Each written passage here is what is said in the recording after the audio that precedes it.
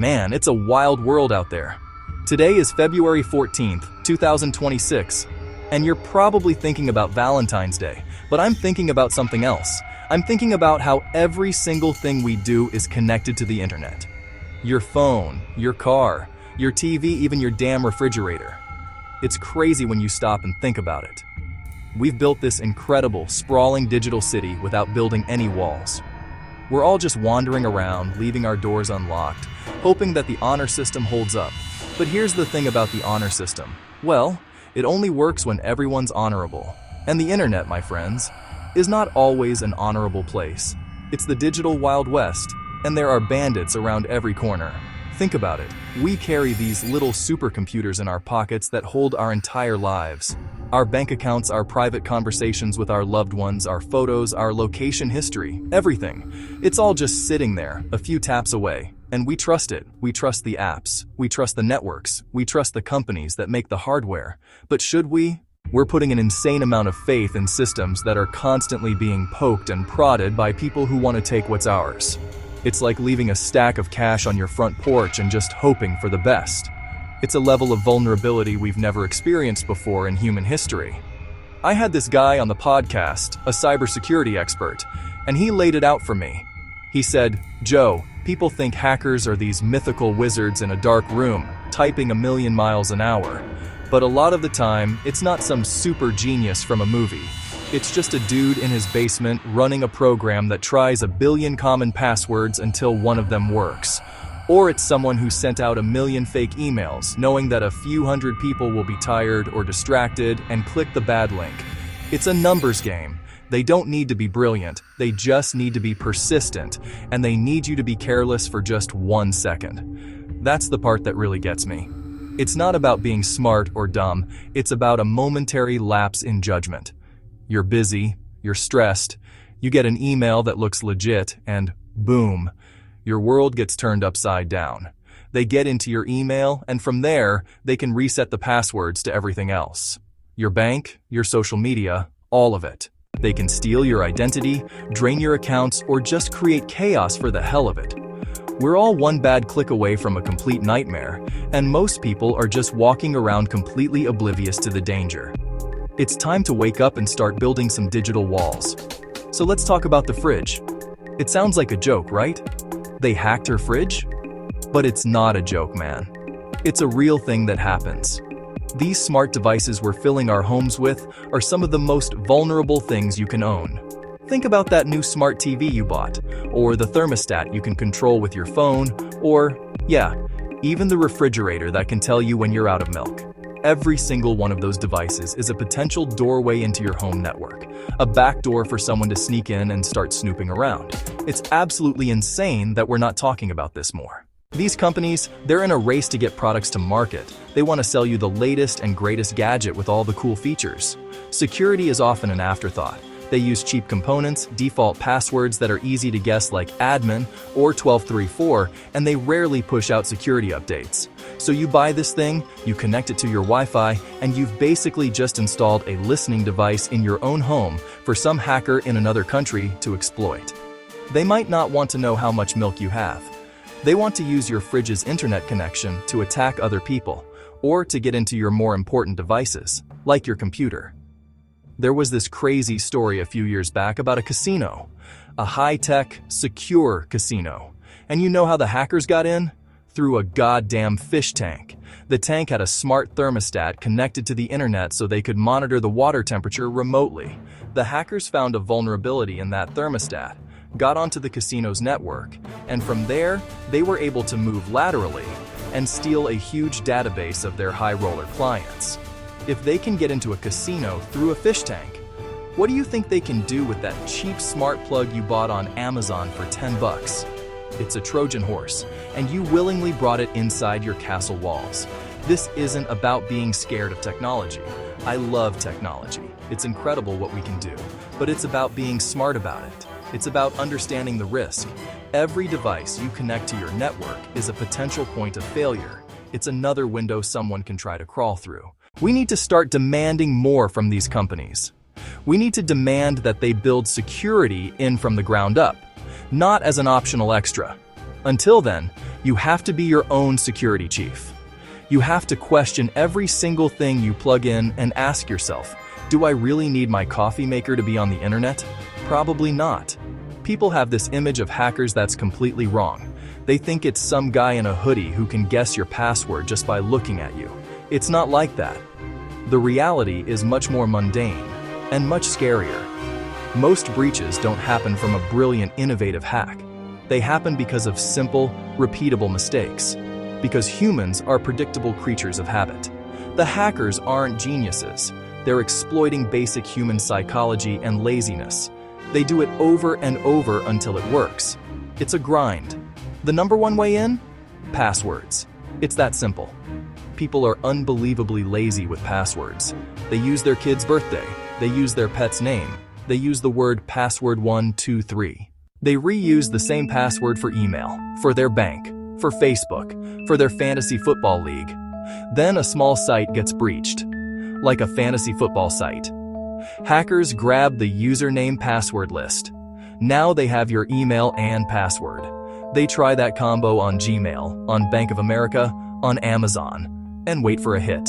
This is credential stuffing. It runs millions of times a day. The other big tactic is phishing. They send an email or a text that looks like it's from your bank, from Netflix, from Apple, from a company you trust.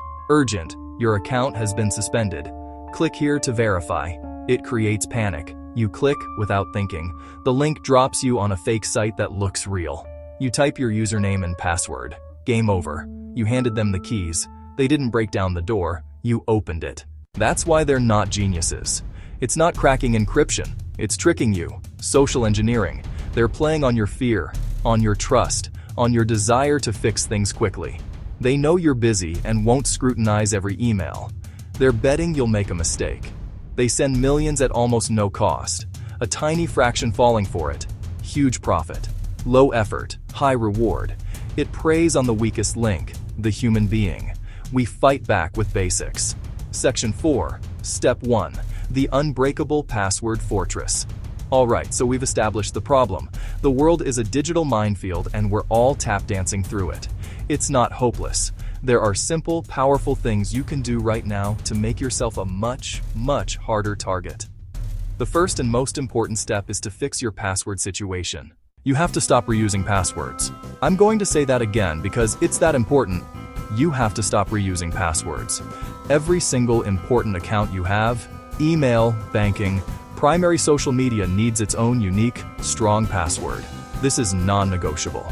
This is step 1 to building your digital fortress. So what's a strong password? It's not fluffy own. It's not your street address. A strong password is long and random. Think of a sentence that you can remember, something weird. Like, 4 crazy monkeys ate my taco. Include the capital letters, the numbers, the punctuation. That's way stronger than any single word you can come up with. The length is what really matters. A computer can guess a simple 8-character password in seconds, but a 20-character passphrase like that one, it could take them centuries, literally. You're not trying to make it impossible to crack. You're just trying to make it so difficult that they give up and move on to an easier target. But Joe, you're saying, how am I supposed to remember 50 different crazy sentences for all my accounts? You don't. That's the beauty of it. You use a password manager. This is one of the best pieces of software you can ever install. Think of it like a secure digital vault. It creates and stores super strong, unique passwords for every single site you use. All you have to do is remember one single, very strong master password to unlock the vault. That's it. One password to rule them all. From then on, the manager autofills your login information for you. It's easier, it's faster, and it's a million times more secure. There are a bunch of great password managers out there. 1Password, Bitwarden, LastPass. Do a little research, pick one you like. Most of them have free versions that are perfectly fine to get started. This is the single biggest step you can take to protect yourself online. If you do nothing else after reading this, do this. Go download a password manager and start moving your important accounts into it. It might take you an hour to get it all set up, but that 1 hour of effort will protect you for years to come. It's the difference between having a fortress with one master key and leaving all your keys hanging on a hook by the front door. Section 5. Step 2. The digital bouncer, known as two-factor authentication, two-factor auth. Okay, you've built the strong walls of your fortress with a password manager. That's huge. Now, we need to hire a bouncer for the front gate. This bouncer is called two-factor authentication. It sounds technical and scary, but it's incredibly simple and powerful. All it means is that to get into your account, you need two things. Something you know, your password, something you have, usually your phone. It's like needing your key, your fingerprint to open a door. Even if a thief steals your key, they still can't get in without your finger. Here's how it works in practice. You go to log into your email. You type in your username and your super strong password from your password manager. Then, before it lets you in, the website sends a little 6-digit code to your phone via a text message or an authenticator app. You type in that code and boom, you're in. That's it. So even if a hacker in Russia somehow steals your password, it's useless to them. They can't log in because they don't have your phone. They're stuck outside the gate while the bouncer just stares at them. It's one of the most effective security measures available to the average person. You need to turn this on for every single important account you have.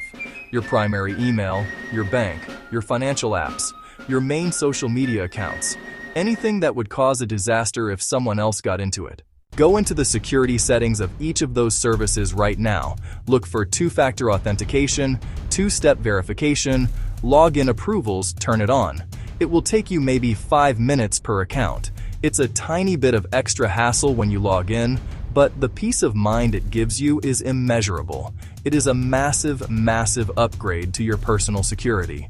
Some people complain, "Oh, it's an extra step, it's annoying." Get over it. Is it more annoying than having your bank account emptied?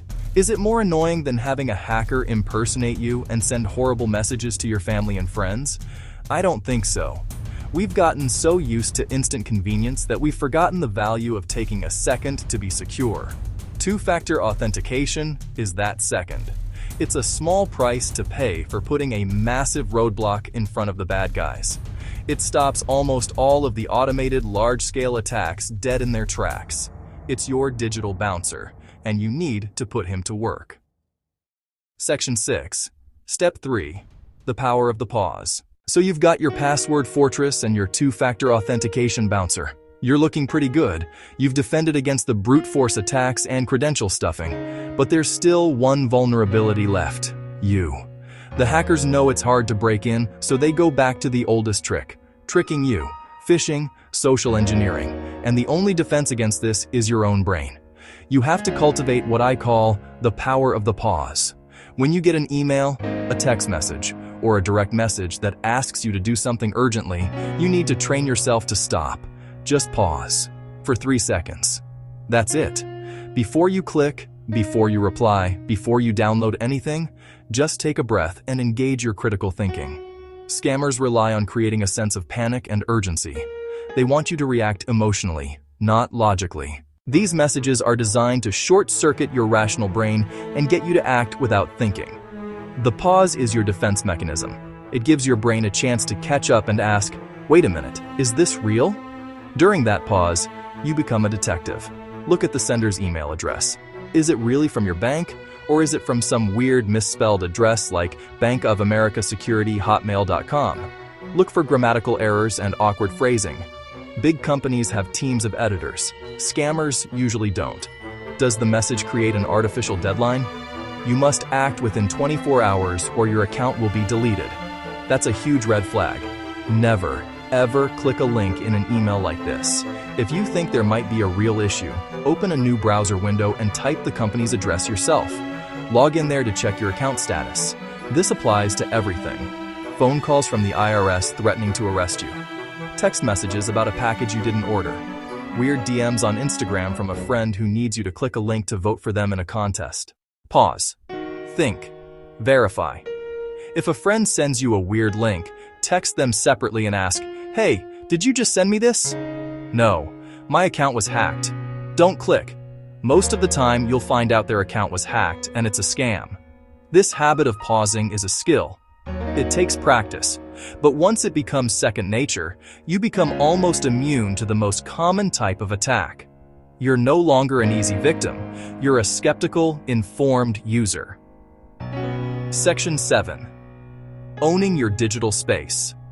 Owning your digital space.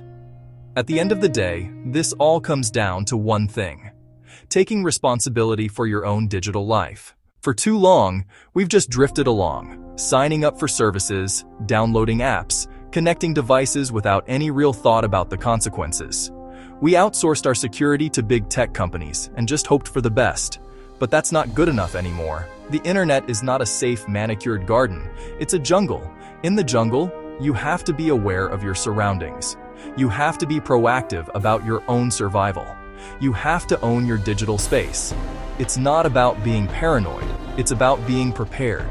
It's the same reason you lock your doors at night or look both ways before you cross the street. It's basic, sensible precaution. The 3 steps we've talked about: using a password manager, enabling two-factor authentication, practicing the power of the pause, are your digital equivalent of locking your doors and looking both ways. They're not 100% foolproof because nothing is, but they will eliminate probably 99% of the risks that the average person faces online. They make you a hard target, and in the world of cybercrime, the predators almost always go after the easy prey.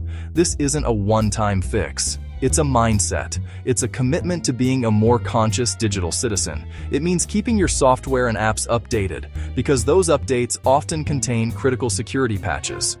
It means thinking twice before you download a random new app or give a website permission to access your contacts. It means understanding that every piece of data you share is a piece of you that's out there forever. It's about shifting from being a passive consumer of technology to an active, engaged user who is in control of their information and their online identity. It's your life, your data, your privacy. You have to be the one to protect it. So don't just read this and move on. Take action. Right now, pick one thing. Go turn on two-factor authentication for your email. Go download a password manager. Tell a friend about this stuff. Taking that first step is the hardest part. But once you start, you'll find that it's not as complicated or scary as it seems. It's empowering. It's the feeling of taking back control from the shadowy forces that want to exploit your trust. You have the power to make yourself dramatically safer online. The only question is whether you'll choose to use it. Don't be a victim. Own your space. Be smart, be safe, and be prepared.